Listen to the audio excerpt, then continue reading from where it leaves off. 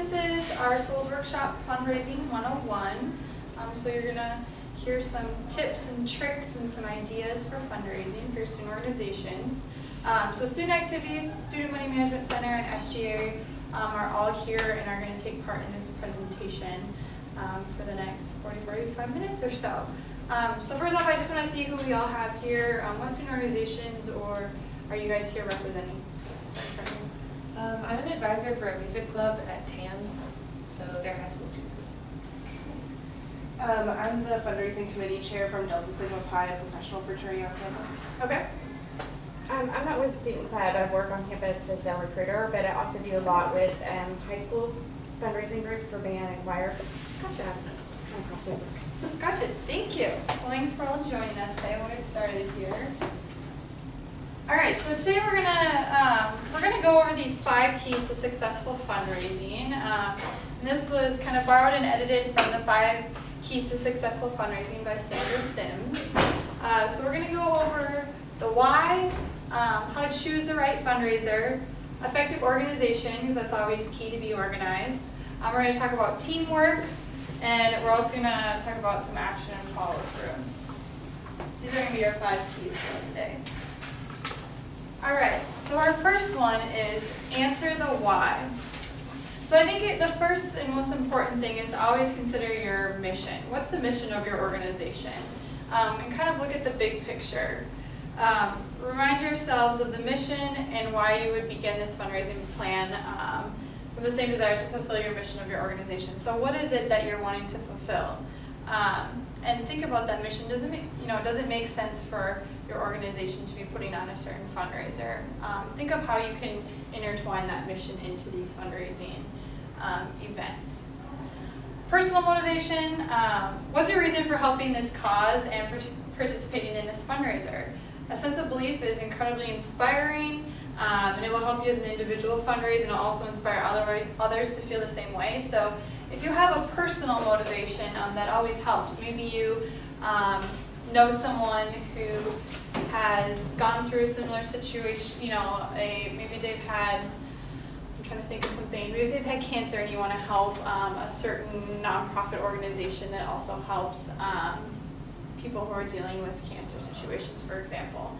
Think of those personal stories and things that maybe could also tie into your mission and help inspire others. It will get you more motivated to be wanting to fundraise for that cause.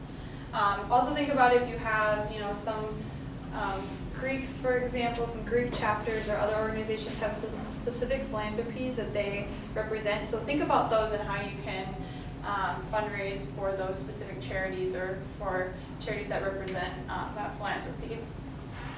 So think about the purpose of the fundraiser. So define the reason for the fundraiser besides just the general mission of the group. Make sure you define where are these proceeds going to go. If they benefit a particular fund or purpose, it's important that it's understood by all of you as organizers and potential donors, as it could affect their desire to help you. And also note that the event safety committee is always going to want to know. A lot of times they, or union scheduling services here on campus, when they're looking at your events, are going to want to know who you're donating these funds to. So they're always going to ask this information and want it to be present on your marketing and advertising materials as well. So make sure there's a purpose, not just we want to, throw, a fun event. Make sure that it makes sense for your mission, and you're able to portray that. So those donors are willing to give you some money. So choose the right fundraiser.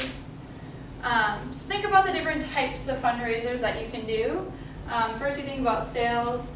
So income from sales of goods or services, and we'll talk about some of these ideas later on. But goods, is it going to be maybe you're selling prepackaged muffins, so you're making, you're wanting people to make donations for a prepackaged muffin. Or maybe it's a service, maybe it's a car wash, for example. Think about events, so you maybe want to generate profit by the organization of an activity where you can invite others to come and participate. So maybe it's a walkathon or a marathon, and then you'll take those proceeds and then donate to them to a charity, or you will take those proceeds and use them some way within your organization. So an event is an option. Direct solicitation, a lot of times comes up in this category, is maybe grant writing. I know we have a lot of academic and professional groups, and a lot of times they're asking about getting specific grants. So that may be something that you guys can look into. And meeting with potential donors, go out there and meet with specific businesses and people within the Denton community who may be willing to help you fundraise for a cause or for something specific for your organization. All right, so the third key is organization. So I think it's important to create a fundraising goal. Budgetary needs of the organization generally guide the fundraising goal, and each individual campaign or event should have its own dollar amount for which you want to meet. It's also important to establish a proper cost to profit ratio. So expenses should be a certain percentage of your total or gross fundraising receipts. I think it's important to set a budget, especially if you're going to have an event and you're raising these proceeds for a specific event. You're going to want to know if you're able to cover the startup costs, how much money you could potentially raise from this fundraiser, how much money, products, or services you're able to get donated for that particular event or thing that's going on, including those corporate sponsorships and donations from businesses, and if you're able to maintain a proper cost to profit ratio. Donations and corporate sponsors. The more you can get donated from those, corporate sponsors, that does not have to be purchased, the better. So always reach out to them and see what you if you can work out an agreement with them to get some donated goods or food or whatever it may be. Also note that if you don't have a 501c3 status, if you don't have that tax exemption status, a lot of times businesses aren't willing to just provide you with those donations because they want you to be tax exempt status so they can write that off on their taxes. So you can come to Student Activities and we can write you a letter just saying that you are a registered student organization here with us at UNT and you're not operating for an individual profit. You are representing a student organization here, and everything that will be raised or that will be donated will be used for this specific student organization. So note that we can do that for you. And timelines and organization. Organization obviously plays a key role here, so start the event or due date and work backward and think about that timeline that you want to put into place. So write down all the major and minor details that need to be accomplished to make this fundraiser a success, or things that need to happen, how much money you maybe need to raise by a certain amount of time. If you have a deposit coming up for the union, for example, maybe. Think about all those things in your timeline and where you can kind of set some goals. All right, any questions about any of that so far? Okay, so teamwork. I'm all about teamwork. Teamwork is always essential. So think about your leadership. So your leaders, your officers, your board members, maybe committee members. If you have certain committees, they're kind of the ones that have this great responsibility to lead this group into a positive direction when you're doing these fundraising, events and things. Make sure you have defined roles and responsibilities and clear expectations. So make sure you're setting out those responsibilities for maybe each of your officers, or if you are incorporating your members, making sure that they also know what their responsibility is in raising this money, so that it's not just one or two people going out there and making all the effort, that it's really a group effort. Especially if you have a large organization, utilize that. I know when I was in a sorority in undergrad, we had certain businesses that we were always in charge of going out to and asking for donations when we had, philanthropic or fundraising type activities. And so it was always just kind of known that when something came up, you're expected to go to those businesses that you had been assigned to. So make sure you're kind of defining some rules and some expectations there. Communication, obviously communication is always key. Make sure you're planning out some meeting dates, especially for those who are incorporated into this fundraising campaign. If it's, a specific committee, make sure that you all are meeting outside of maybe your regular meeting time, whether that's weekly, bi-weekly, maybe monthly, depending on what your need is. And also make sure that your delivery of communication, that's really important. So make sure that how the communication is delivered is important when it's, especially when you're interacting with people who do not know exactly what you are fundraising for. So it's really important when you're going out to those businesses and asking for donations or co-sponsorships or whatever it may be, that you're effectively communicating the message to them. So you're telling them, more about your organization and your mission and why you're trying to raise money and where the money's going to go. And then they'll be more willing to want to donate to you and your student organization. All right. So action and follow through. Make sure you get that volunteer support. Like I said, make sure you're incorporating your entire organization, your entire chapter, whatever it may be, into this effort. Keep a list of everyone and what they're kind of in charge of, like I said, from the beginning and planning stages all the way throughout the execution. The more useful and appreciated they feel, the more likely they are to also give their best effort. So make sure that you're telling them, this is why we were doing this, because we were able to give proceeds to this nonprofit, or we are able to raise money to get us some marketing materials that we are really in need of to increase our membership, or whatever it may be. Don't lose steam, so make sure you're sticking to your timeline. It alleviates stress for you and your volunteers. I know a lot of times that these things aren't thought of, especially if you have a big event that you're trying to fundraise for, you're trying to raise funds for your organization. And a lot of times it's just thought of maybe that week before. And you're not thinking about that full timeline, and something's due tomorrow and you haven't thought about how you're going to pay for this deposit for the union, for example, or for birthday catering that you have, or something coming up. So make sure you stick to your timeline and you're checking in with people. Thank your donors. So I think that's really, really, really important, is to make sure you send them thank you letters or go to them personally, deliver a handwritten thank you letter from your student organization, just thanking them for their donation to your student organization. I think that's really important, and they will probably be more willing to work with you for future events, future fundraising endeavors, whatever it may be, if you show that gratitude. Obviously celebrate your success. I think it's always important to celebrate and share with your other organization, especially if you're not all of your members are in this process. Make sure you let them know what you all have been doing and how you've been able to raise these funds, and show them those numbers and things. And then kind of just evaluate at the end. Think about what went well, what went wrong. I think it's really important when we are transitioning from officers to have that previous officer give information to the next officer. And so this would be something that I'd want to include in the transition. Would be, what was our timeline? Who did we contact?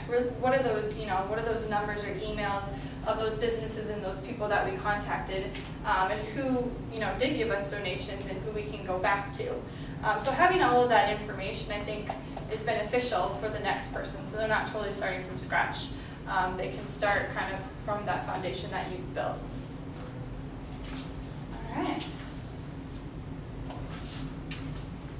All right, so those are kind of our 5 keys. Does anyone have any questions about those quickly?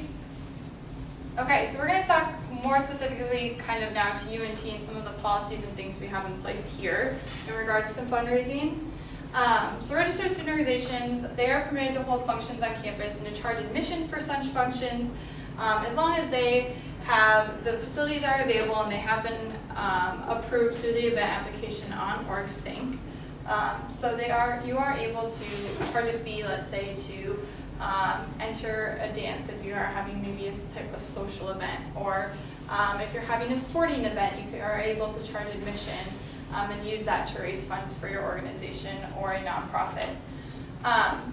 Important, you need to make sure that you are clearly stating that the University of North Texas is not sponsoring this event, so make sure that you're letting others know that this is a specific student organization's event.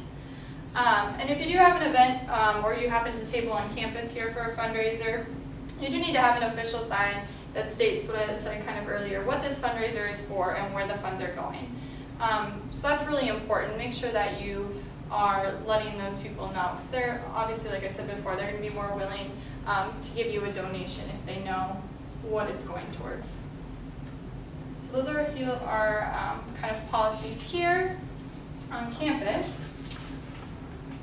So some things that are not allowed.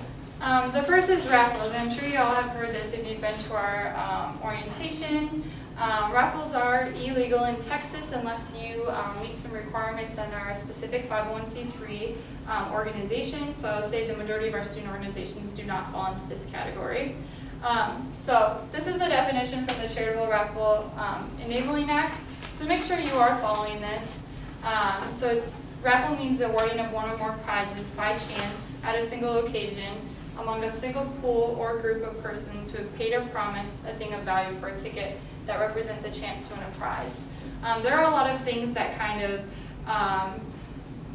walk the line on this, and so make sure you're just checking in with student activities or union scheduling services, event safety. We all kind of work together to make sure that everyone's following all the policies and state law. So make sure you're reaching out to us if you think, if you're questioning whether or not what you're doing would fall into a raffle. Big sales, so because of Verde Day Catering and the health code, you cannot sponsor any bake sales on campus, meaning that you cannot bring something that you have made from home and bring it to campus and have a bake sale.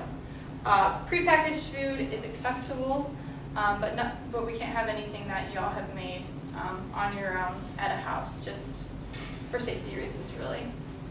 Come on. Selling food, so the sale of food is not permitted at the university. I will say there are some exceptions to this. Like I said before, we just want to make sure that you're really stating clearly what you're going to be, if you have a prepackaged muffin, don't say we're selling it for 75 cents. Say for a donation of $1, you can have a muffin, prepackaged muffin. So make sure you're just stating those things very clearly, as selling food is not allowed. Let's see. So I'll say, like I said before, is if you have any questions or you want any verification, just reach out to us, and we'll make sure that you're following all the policies here on campus and state law with the Charitable Raffle Enabling Act.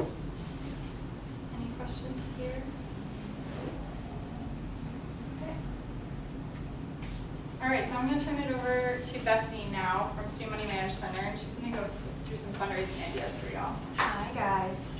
So I have this really fun wheel because I like to do stuff that's not boring. So I have a bunch of ideas for fundraising. I have a bunch of ideas for fundraising on here, and as you see, I put in a trick question of raffle. You can't do it, so just remember that for later. But what are some fundraisers that your student org has done in the past? Do you guys know? We have worked with Texas Motor Speedway and acted as ushers for a donation. Yeah. Very good place to reach out to. Anybody else? We've never done any that I know of. I've only been an advisor for a semester, but they're a really small club, so The student org that I was part of in my undergrad, we partnered with some restaurants. I went to school in Oklahoma, so we were allowed to do some raffles that here. And we also applied for a lot of grants. So those are all things that you guys can do. Looking at this pretty wheel that I have, what's some things that you're like, it's probably not going to work for my student org? If you can see it.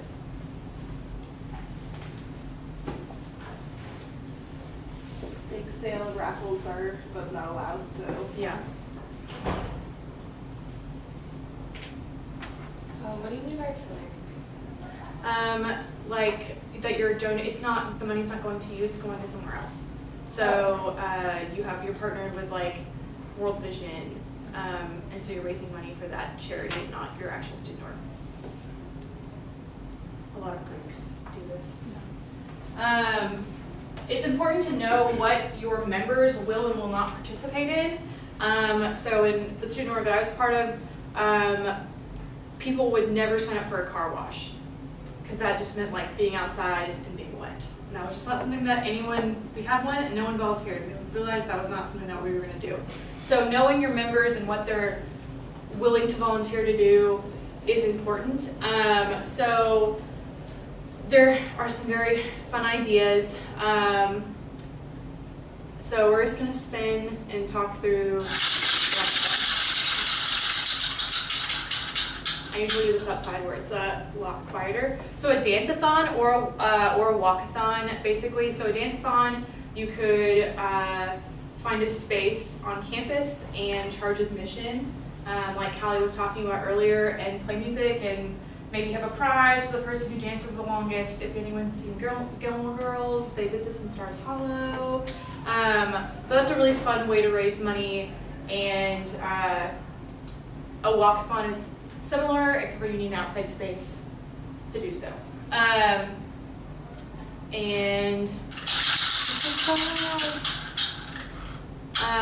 So a car wash, this would obviously take place off campus at UNT. There's really not a great space to do that unless maybe Apogee parking lot. But I don't know if you're allowed to do the Apogee parking lot. You probably just have to contact parking and see if they're okay. Yeah.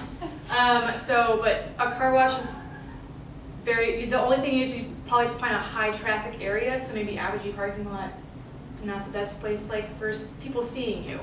I know a lot of high school places do it in like Kroger parking lot. Hopefully they don't use the Denton one because it's always really crowded. But like making sure that there's like a high traffic area for that. That way you get more people and you have to do less marketing because you just get a lot of street view. Partying with a restaurant. So Eagle-thon yesterday had an event with Buffalo Wild Wings, and if like they showed this thing on their phone, then 20% of their meal would be given to Eagle-thon. So that's a really easy way to get a lot of money, and all you have to kind of do is tell people about like, hey, just show this little thing on social media, and that percentage goes to your org. So the pickled carrot, I think. Pickled carrot, mellow mushroom, and Bet the House BBQ are hosting fundraisers this spring and are looking for people to partner with.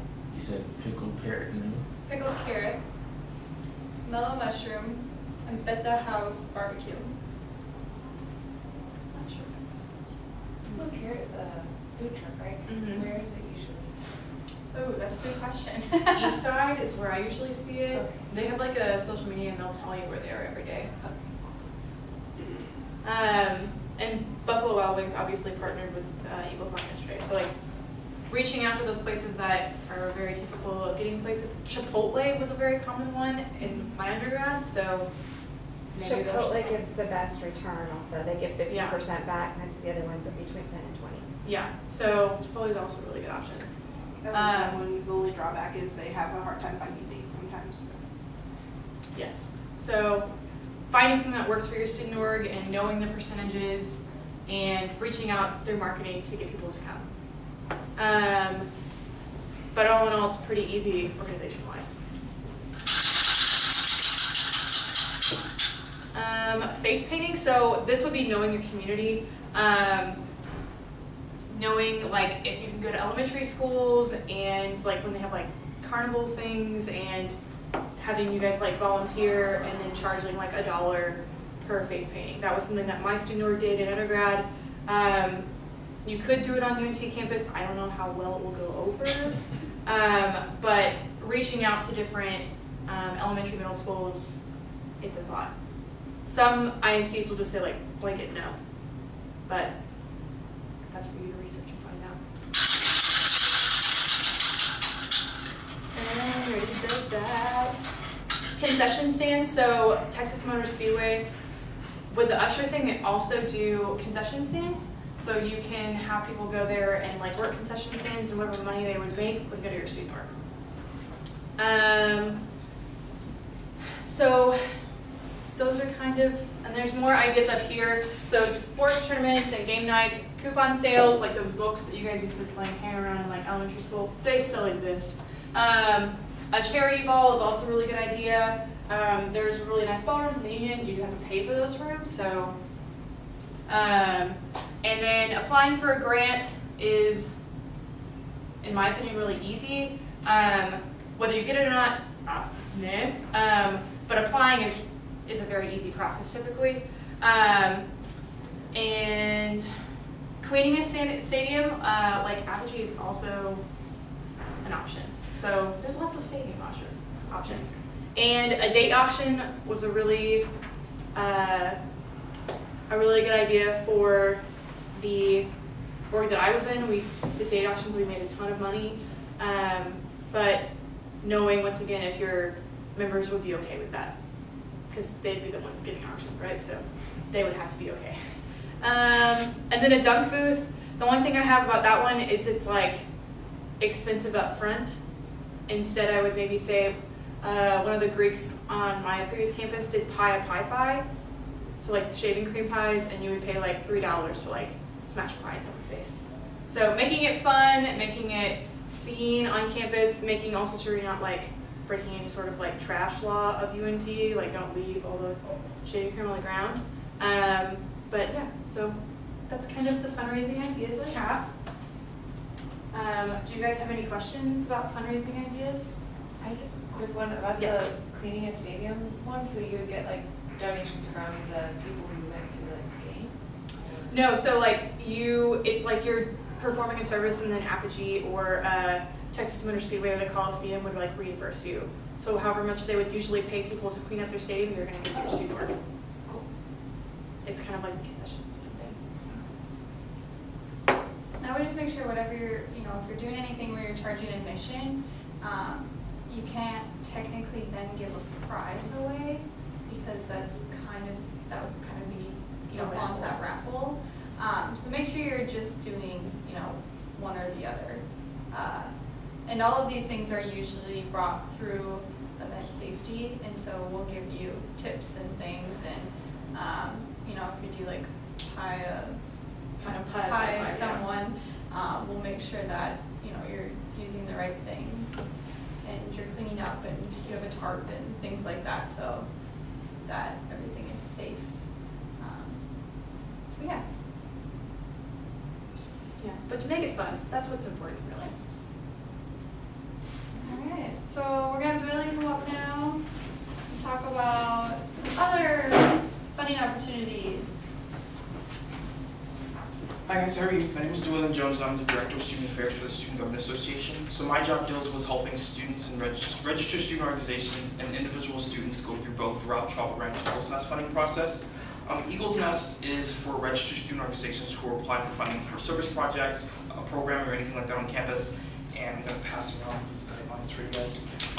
To get funding from Eagles Nest, you have to attend an SGA resource meeting. That's kind of required. But after that, basically you'll submit your application, present your proposed application to the Eagles Nest committee, and then they'll deliberate and award or deny you depending on your application. And then for the Route Travel Grant, it's mainly for students and student orgs who are trying to go to academic conferences across the country. So you can apply for up to $750 for an individual person, but an org can send 4 delegates as a group of 4 and get a $3,000 grant from the association to send their members to a conference. Basically, these guidelines go through all the rules and regulations for the policies for both Eagles Nest and Route. If you have any questions, shoot me an email at sg@unt.edu. Do you guys have any questions I can answer right now?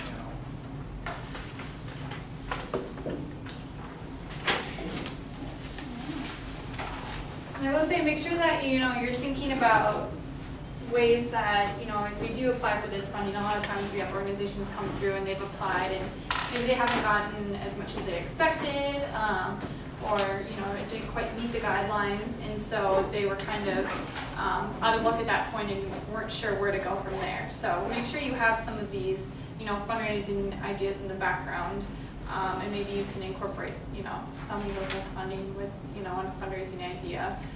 in order to cover an event or something that you have going on. But that's mainly why we wanted to do this workshop, is so that we can get student organizations to thinking of other ways that they can fund things that they want to do here on campus. So that's all we kind of have for y'all. Do you have any questions, or do you have any other ideas or things that you want to clear by me now while you have me here, I guess? What about like, this might have fallen under something you already talked about, but like if a restaurant donates food to you to sell at your event, can you do that? So, yes, if it's made, basically, the only thing you can't do is do something that you have made personally. Okay. If it's something that's prepackaged, or you're getting from some type of, corporate company, essentially, that is okay. Okay. I actually just did one of those. Insomnia Cookie donated 100 cookies to DSP, and so we're giving them out for donations in the library mall on February 1st. Cool. I'll say if you're doing anything with like open boxes of pizza or donuts or things that are really gonna have like an open box, we do want you to have kind of like a pop-up tent to cover whatever you are selling so that things can't fall into your food. And we do have some food safety guidelines that we would send you as well to make sure that you're wearing gloves and things are sanitary, and your organization members are the only ones giving out the food. You're not allowing people to just kind of put their hands in the pizza box. So we have all of those guidelines as well that we would send you. Do you have a tent that we could like borrow from student activities? We do not. We do not. You could always do something, I'm trying to think what your other options would be. I guess I would make sure you're doing something covered if you don't have a tent. Yeah. You can always ask a department too. That's true, yeah, especially if you're, maybe an academic department or another, your advisor is in a certain office, they may be able to lend you one. Other questions or things you want cleared up at this point? Nice job for coming.